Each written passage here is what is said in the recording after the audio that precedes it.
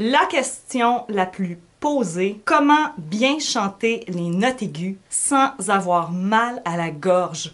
C'est ce que je vous propose aujourd'hui. Restez là. Bonjour tout le monde, je m'appelle Marie-Laurence Dubé. Je suis professeure de chant, coach vocal et fondatrice de l'école de chant La Voix chantée. Bienvenue sur ma chaîne. Si c'est votre première fois, n'hésitez pas à vous abonner.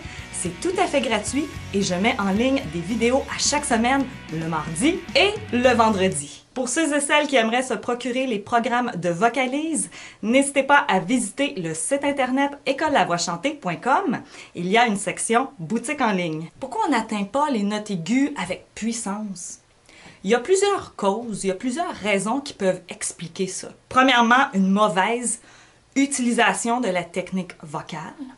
Deuxièmement, ça peut être le larynx, trop haut, trop bas. Ça peut être la peur aussi, donc avoir toujours l'impression que les notes hautes sont très très hautes et que les notes basses sont très très basses. Les petits trucs comme ouvrir la bouche, placer le son à l'avant, décrocher la mâchoire, ça c'est des trucs que vous connaissez. Apprendre la technique vocale, ça prend des années. Mais il y a des choses que l'on peut expérimenter par soi-même si on n'a pas de professeur ou de coach vocal avec nous. Une des raisons pourquoi on force, pourquoi on a mal à la gorge, c'est à cause du mouvement, de la position de notre larynx. La position de votre larynx va jouer sur la qualité, le timbre, la couleur de votre voix. Parce que une fonction principale du larynx, c'est la déglutition. On va ressentir le mouvement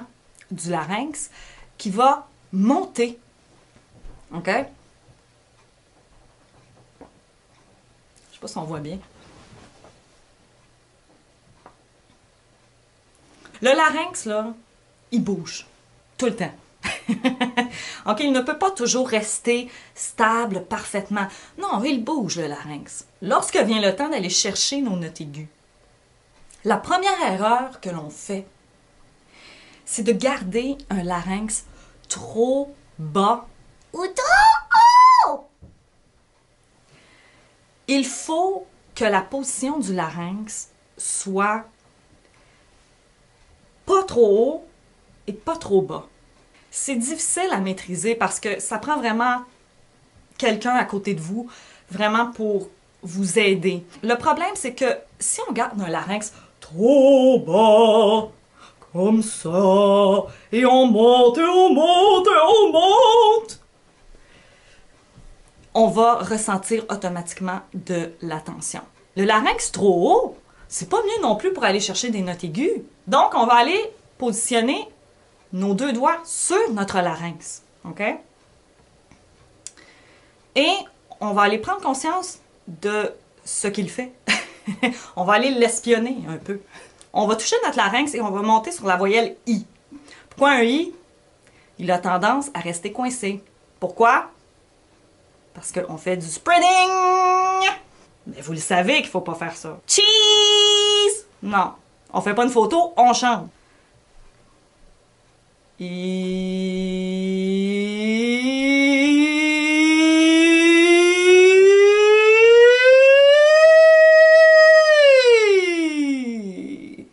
Avez-vous ressenti quelque chose? Donc, pour aller chercher les notes aiguës, on essaie de, oui, baisser légèrement le larynx, soulever légèrement le palais mou, mais pas aux extrêmes. Si ça sonne comme ceci, danger!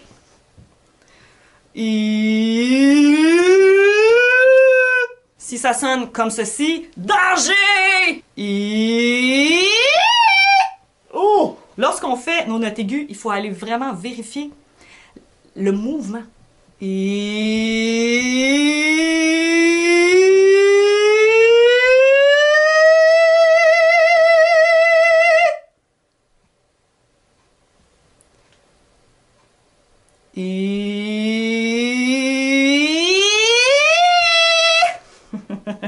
Je vous ai eu, hein? Larynx trop haut. Donc, avez-vous entendu la différence? Oui, donc essayez ça à la maison, des heures de plaisir. Sincèrement, c'est le fun quand on commence à découvrir les mouvements du larynx et comment il crée le timbre et que ça peut tout changer. Lorsqu'on monte dans les aigus, le problème qu'on ressent souvent, c'est la gorge nouée, serrée, où on a l'impression de crier, que le volume est trop fort. Dites-vous que ça, c'est normal parce que le corps, automatiquement, veut crier. Parce que c'est tout ce qu'il connaît. En technique vocale, il faut défaire les mauvaises habitudes pour amener le corps à faire les bons choix. Le dernier truc pour aujourd'hui, je parle de la voix mixte. Oui, mon sujet préféré!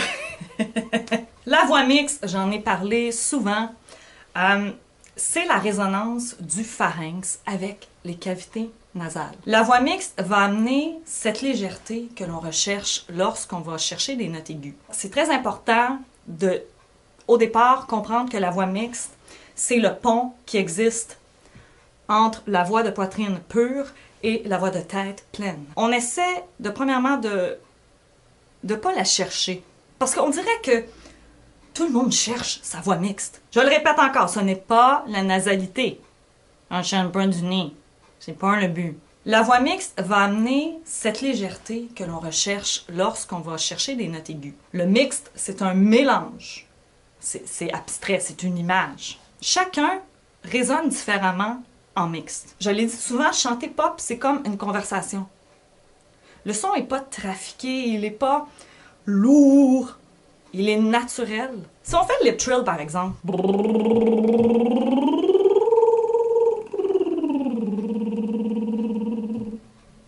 on voit qu'en haut, c'est beaucoup plus léger. Et c'est ce qui va faire en sorte que vous allez être capable de monter dans vos aigus. Le truc ici, c'est pas une technique, hein, c'est un petit truc. C'est de penser ces notes hautes, basses et les notes basses hautes. C'est que lorsqu'on chante bas, c'est qu'on... on laisse tomber le son, on laisse tomber l'accent tonique. Et souvent, le larynx suit. Nos cordes vocales, elles vibrent. OK? L'important à retenir, c'est que en voix de poitrine, elles sont courtes et épaisses. C'est ce qui donne ce son lourd. Donc, mécanisme lourd.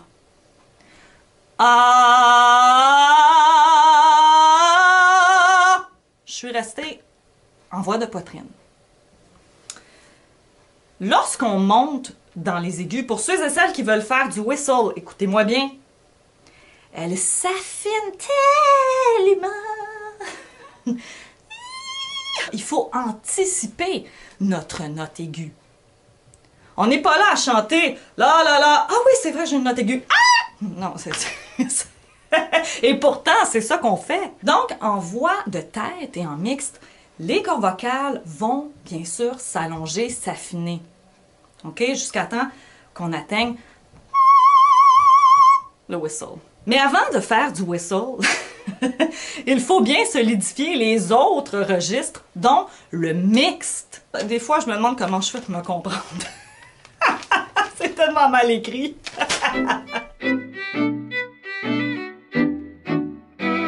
Un autre exercice que vous pouvez faire à la maison pour travailler justement la légèreté de la voix de tête et apprendre au corps aussi à ne plus faire un mauvais belting. On va aller faire notre lip trill quand même assez haut.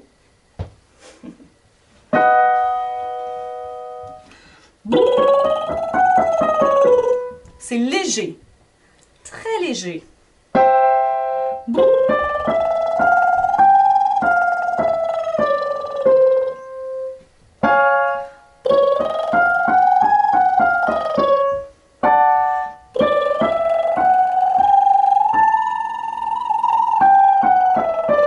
Quoi? Vous voulez encore plus haut?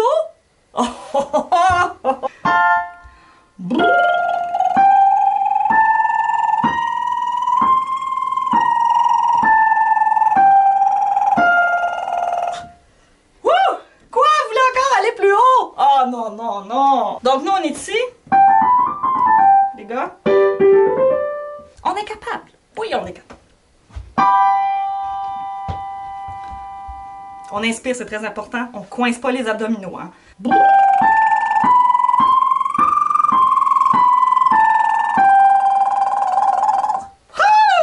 La seule façon d'atteindre des notes aiguës avec puissance c'est travailler, travailler, travailler, c'est pratiquer, vocaliser, échauffer la voix. C'est ça l'important, il n'y a pas de truc magique.